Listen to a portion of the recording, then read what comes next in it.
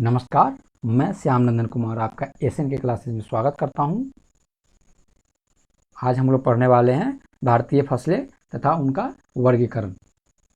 Asian के classes का यह प्रयास है कि खुद नोट्स बनाएं और बच्चे से भी नोट्स बनवाएं। ठीक, क्या कि नोट्स का काफ़ी इंपॉर्टेंट है। नोट्स एंड रिवीजन, अगर शॉर्ट नोट्स बनाते हैं किसी भी चैप्टर का, ठीक, और उसका रिवीजन करते हैं तो एग्ज़ाम में संभावनाएं बहुत बन जाती है पास करने की। बिना नोट्स के संभावना बहुत ही कम हो जाती है। तो चलिए हम स्टार्ट करते हैं। भारतीय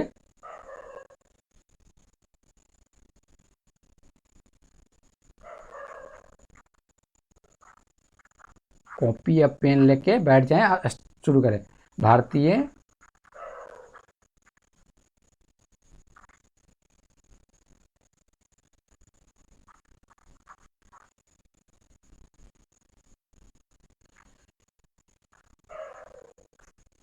शुरू में थोड़ी सी समस्या आती है नोट्स बनाने में, परंतु जब एक बार बन जाए और उस पर आधारित आप क्वेश्चन सॉल्व कर लें, उसके बाद सब कुछ नॉर्मल, आपको खुद अच्छा लगेगा।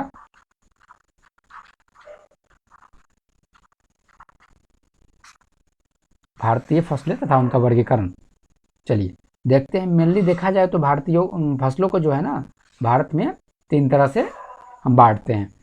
ठीक, ऋतु के आधार पे,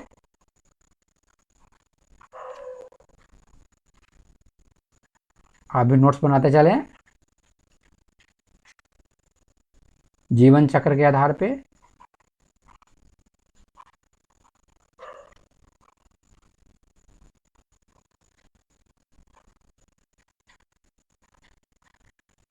तीसरा नकदी फसलें।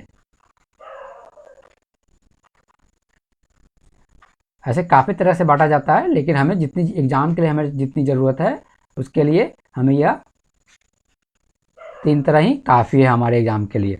चलिए इसमें देखते हैं, ऋतु के आधार पे हम बांटते हैं इस तरह। खरीफ फसल, नोट्स बनाएं, बिना नोट्स के कोई बहुत डिफ़िकल्ट हो जाएगा एग्ज़ाम में पास करना, समय बर्बाद हो जाएगा। साल से 2 साल, 2 साल से 3 साल हो जाएंगे, लेकिन कोई फ़र्क नहीं पड़ेगा अगर नोट्स नहीं बनाते हैं आप तो। इसलिए नोट्स बनाते चलें। चलिए जीवन चक्र के आधार पर देखते हैं। 1 वर्षीय, इस चैप्टर को हम चाहते तो स्लाइड के जरिए, पीडीएफ के जरिए भी पढ़ा सकते थे, लेकिन अपने जीवन के एक्सपीरियंस के आधार पर हम बताते हैं कि जो शॉर्ट नोट्स अपने हाथों से जो बनाते हैं वो काफ़ी इफेक्टिव होता है। इसलिए मेरा ये प्रयास रहता है कि मैं बच्चों से शॉर्ट नोट्स अपने हैंड से लिखवाऊँ। जैसे मैं, क्या ज़रूरत है मुझे यहाँ पे आपको इस तरह पढ़ाने की, कोई ज़रूरत नहीं है। अगर इसका ज़रूरत नहीं होता, हैंड रिटेन नोट्स काफ़ी इफेक्टिव होते हैं, इसलिए आप नोट्स बनाते चलें। ठीक,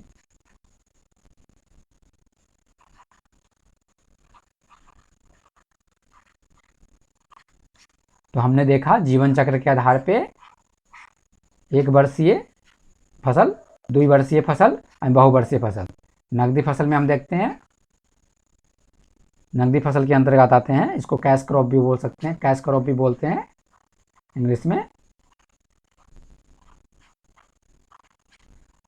इसके अंतर्गत देखते हैं हम लोग गन्ना, आलू, तंबाकू, कपास,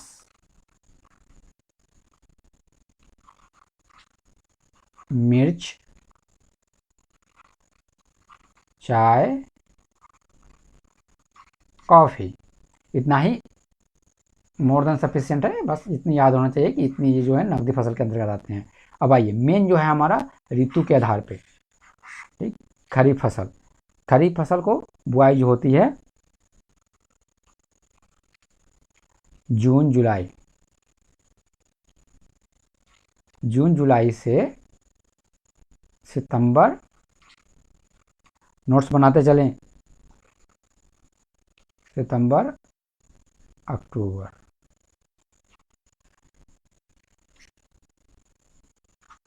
इसे ये जो फसल है वो दक्षिण पश्चिमी जो मानसून होते हैं,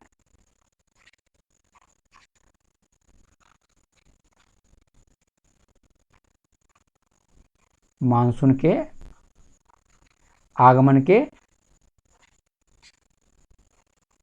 साथ,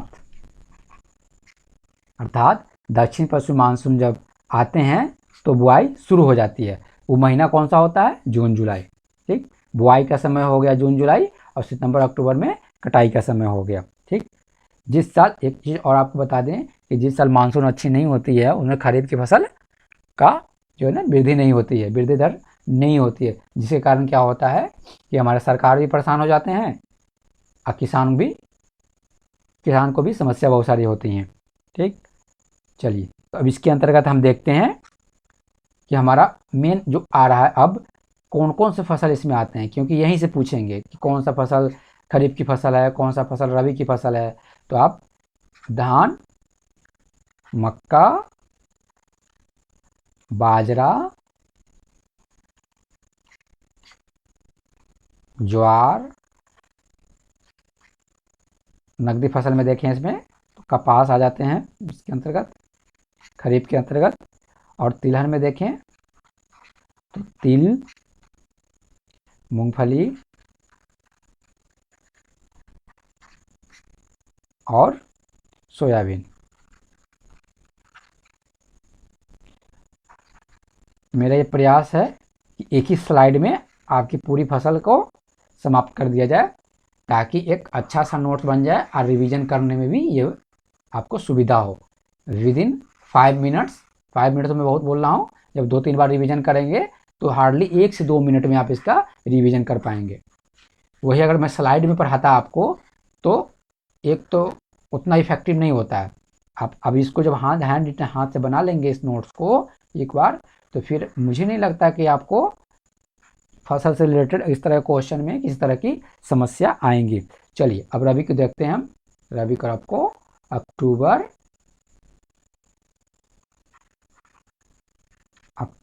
नवंबर,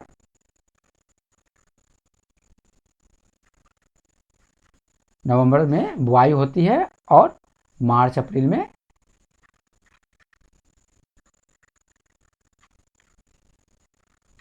अप्रैल माह में काट लिया जाता है। ओके, ये हमारा हो गया।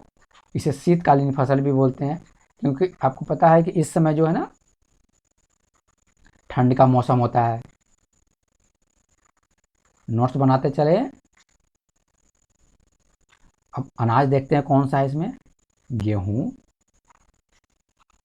जौ, जाई, जौ जाई दोनों डिफरेंट हैं।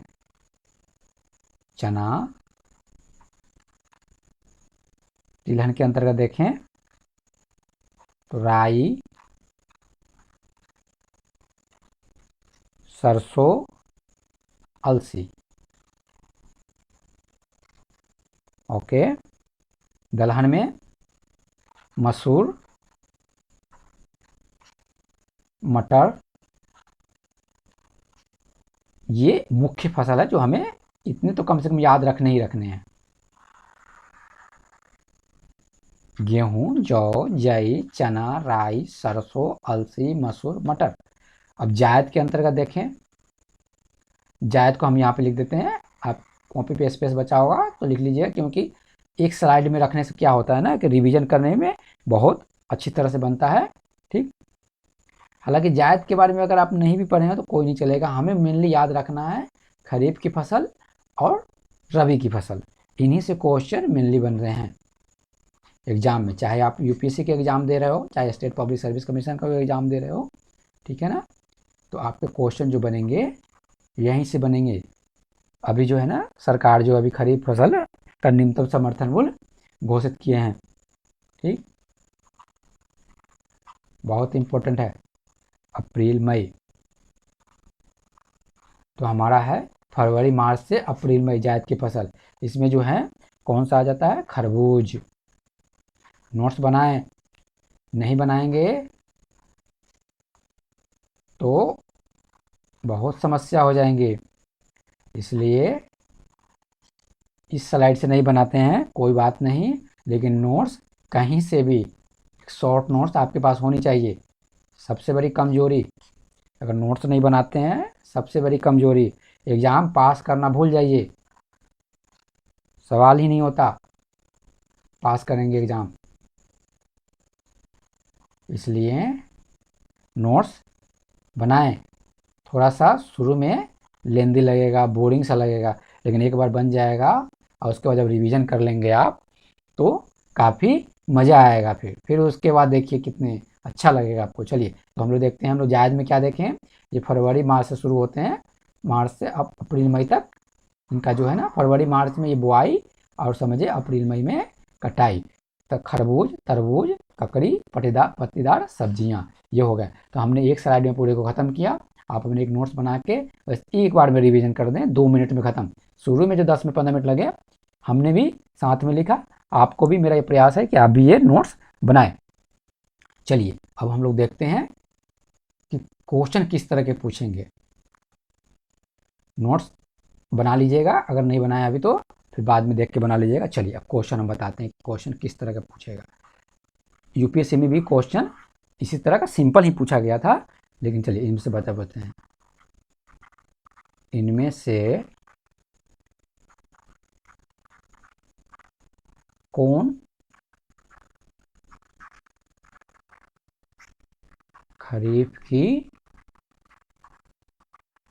फसल नहीं है? ऑप्शन में दिए थे धान, गेहूं, मक्का, कपास। अब आप बताएं करेक्ट आंसर कौन सा होगा। हमारा जो है क्या बोल रहा है, खरीफ की फसल नहीं है। तो यहाँ जो है गेहूं खरीफ की फसल नहीं है, ये रबी की मुख्य फसल है।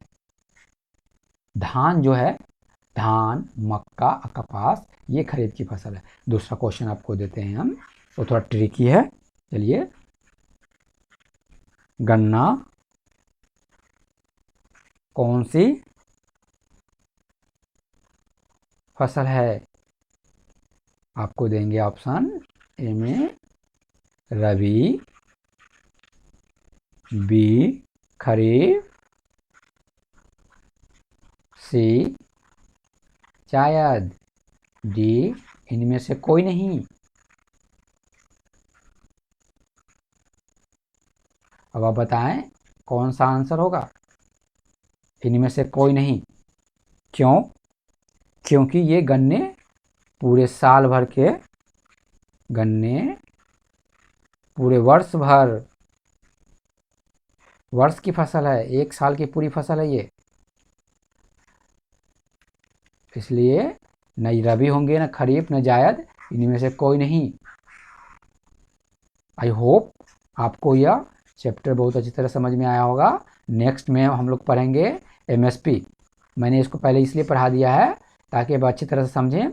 तो हम लोग न्यूनतम समर्थन मूल्य, नेक्स्ट जो है ना, न्यूनतम समर्थन मूल्य, इसको पढ़ेंगे। मोस्ट इम्पॉर्टेंट यूपीएससी के लिए तो ये सब पेड क्वेश्चन है, पेड क्वेश्चन काफ़ी इंपॉर्टेंट है यूनियन पब्लिक सर्विस कमीशन के लिए, ठीक। क्योंकि हमारा देश अभी भी एग्रीकल्चर पर डिपेंड है, इसलिए इस तरह के क्वेश्चन काफ़ी बनते हैं। आई होप आपको ये वीडियो बहुत अच्छी लगी होगी। नोट्स जरूर बनाएं। नो नोट्स एक अच्छा स्लोगन है एसएन के क्लासेस का। No notes, no revision,